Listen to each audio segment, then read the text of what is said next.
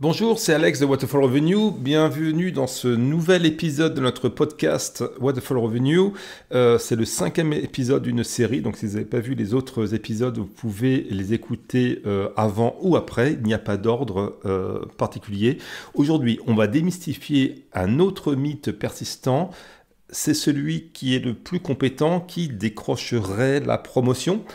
Si tu penses que seules tes compétences techniques suffisent pour obtenir une promotion, alors cet épisode est pour toi. Accroche-toi, c'est parti. Donc, mythe numéro 5, c'est celui qui est le plus compétent qui aura la promotion. Alors, les compétences techniques ne suffisent pas pour avoir une promotion. On va commencer par cette réalité souvent ignorée. Être le plus compétent techniquement, ça ne suffit pas pour décrocher une promotion. Oui, avoir des compétences techniques solides, c'est important, mais ce n'est qu'une partie de l'équation. Les promotions vont souvent à ceux qui possèdent un ensemble plus large de qualités, dont les fameuses soft skills dont je parle beaucoup. Avoir des compétences techniques, c'est important, c'est nécessaire, mais les compétences relationnelles, donc les fameuses soft skills, sont tout aussi importantes. La capacité à communiquer, à collaborer, à résoudre des conflits, ça peut faire une vraie différence entre stagner et progresser. Il y a aussi un paradigme, c'est que trop de compétences, ça peut faire peur. Ça, c'est le paradoxe de l'expertise. Parfois, être trop compétent peut jouer contre toi. La direction peut craindre quand promouvant, oui, c'est comme ça qu'on dit, enfin, quand accordant la promotion, elle perd un expert indispensable dans son rôle actuel. Donc, si tes compétences techniques, elles sont critiques pour ton poste actuel, il se peut que ta direction préfère promouvoir quelqu'un de moins compétent techniquement, avec de bonnes compétences en soft skills, des compétences qui sont nécessaires pour le poste supérieur. Petite parenthèse, si tu es dans ce cas de figure-là, je t'invite à suivre la formation Carrière Booster qui est inclue dans le pack de formation Waterfall Revenue. Tu trouveras un lien en description ou tu vas sur le site internet waterfallrevenue.com parce qu'il y a vraiment un chapitre qui parle vraiment de ce cas de figure et des stratégies à mettre en place justement pour rendre son rôle moins indispensable et ainsi avoir plus de probabilité d'avoir une promotion. Donc ça, c'est le paradoxe de l'expertise. Trop de compétences peut faire peur. Les compétences, il faut qu'elles soient équilibrées. Le poste supérieur, il nécessite souvent moins de compétences techniques et plus de compétences en plutôt gestion, leadership, stratégie. Donc c'est donc possible que tes compétences actuelles ne soient pas le meilleur indicateur de ton aptitude à occuper le poste supérieur. Ça amène au point suivant que je voulais aborder, ce sont les compétences nécessaires au poste supérieur. Donc, j'ai déjà parlé que pour avoir le poste supérieur, il faut moins de compétences techniques, plus de soft skills. Donc, il faut un changement de compétences.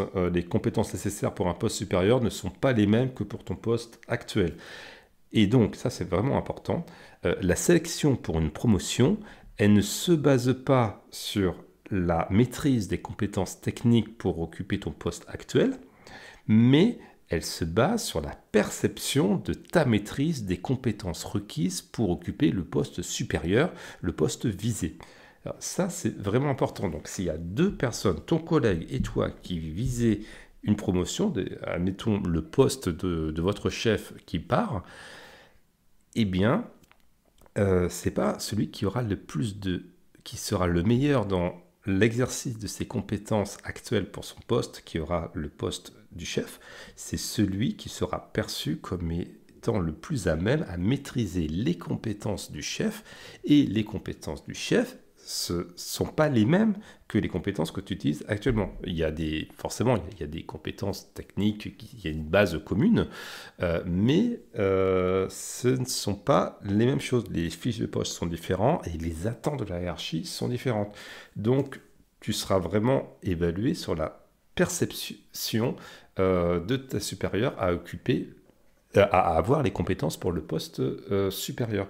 Et ça, c'est primordial. C'est ainsi que ton collègue moins compétent, avec moins d'ancienneté, peut-être même moins diplômé, ton collègue, lui, il aura la promotion alors que toi, tu as plus de compétences, tu es le gars le plus technique de l'équipe, etc.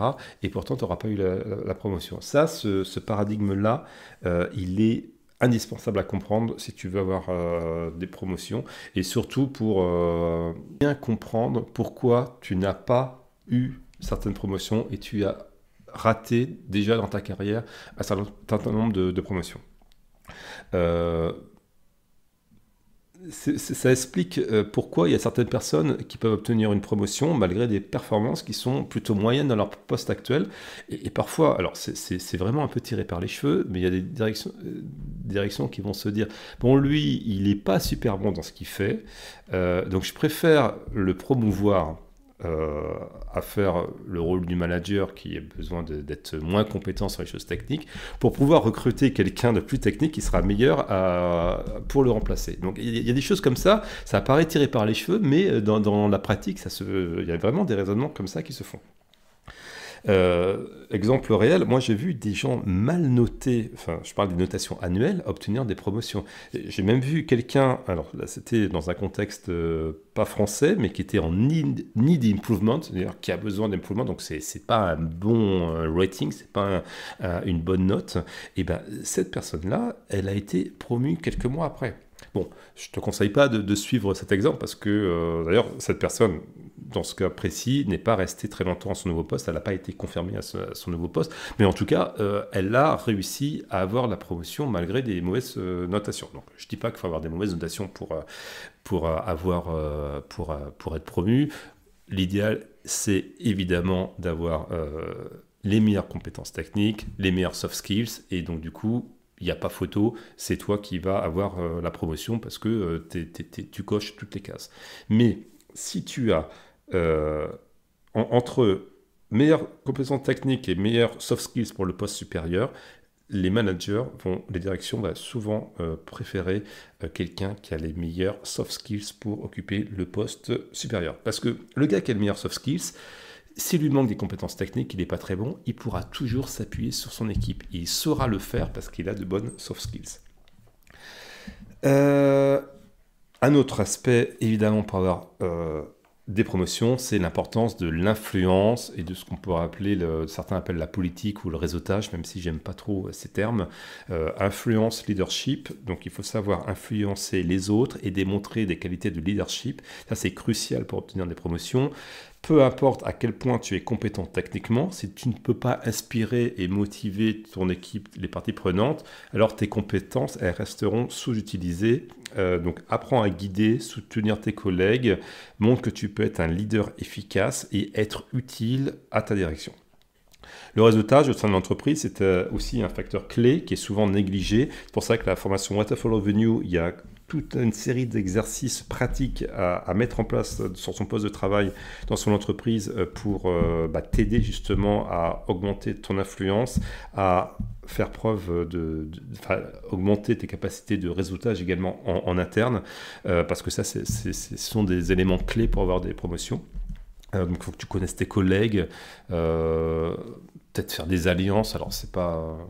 Enfin, peut-être pas trop ce terme-là, mais peut-être pas le bon terme, mais en tout cas, il faut t'assurer du soutien d'un certain nombre de personnes en interne, et pas forcément dans tes collègues, mais aussi de manière transfonctionnelle dans l'entreprise. Et surtout, il faut que tu t'assures que les décideurs savent qui tu es, ce que tu fais. Et quand je dis décideur, c'est pas ton N+1. Bien sûr que ton N+1, c'est qui tu es, mais est-ce que ton N+2, il sait qui tu es, ce que tu fais? Est-ce que ton N+3, il sait qui tu es, ce que tu fais? Est-ce que ton N+4, etc. etc. Et c'est là qu'on voit ton niveau d'influence. Et plus quelqu'un de haut placé saura ce que tu fais, plus tu auras une certaine influence pour avoir réussi à capter l'intention des gens haut placés de manière positive, attention, pas en sous-coupant les autres... échelon hiérarchique, bien entendu, plus ça sera favorable pour obtenir des promotions. Parce que quand quelqu'un est promu, en général, c'est toujours avec l'aval du N+2. Parce que le N+1, a priori, il est parti ou il est sur le départ. Donc le N+1, c'est sur le départ, peut avoir son mot à dire sur qui doit être promu, mais ça doit être validé par le N+2 et parfois même par le N+3. Donc il faut être en mesure d'influencer tout ça.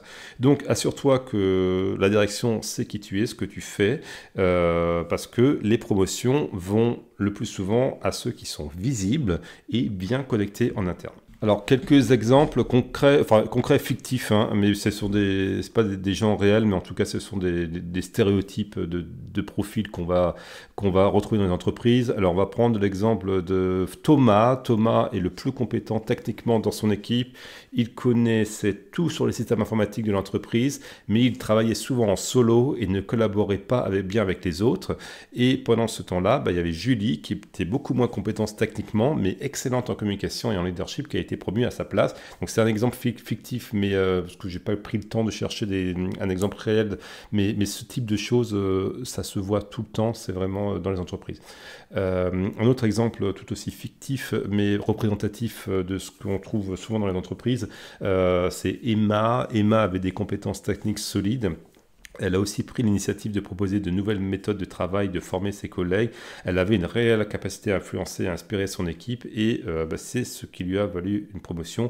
Et là, on est dans le cas de figure où quelqu'un a à la fois des compétences techniques solides et des bonnes soft skills. Et là, c'est le combo gagnant pour avoir une promotion. Donc, en résumé, c'est pas forcément celui qui est le plus compétent techniquement qui décroche la promotion. Ce qui compte vraiment, c'est un ensemble équilibré de compétences techniques et relationnelles, les fameuses soft skills, mais aussi avoir la vision stratégique, la capacité à influencer et à diriger, et surtout une attitude positive et proactive dans son organisation. Donc, ce qu'il faut bien se souvenir, c'est que les compétences nécessaires pour un poste supérieur sont différentes de celles de ton poste actuel et les promotions se basent sur la perception de ta maîtrise des compétences du poste supérieur. Merci de m'avoir écouté. Si cet épisode t'a plu, n'oublie pas de le partager, de laisser des commentaires. Je te souhaite un bon week-end et je te dis à lundi prochain pour un autre épisode du podcast What a Fall Revenue. Ciao.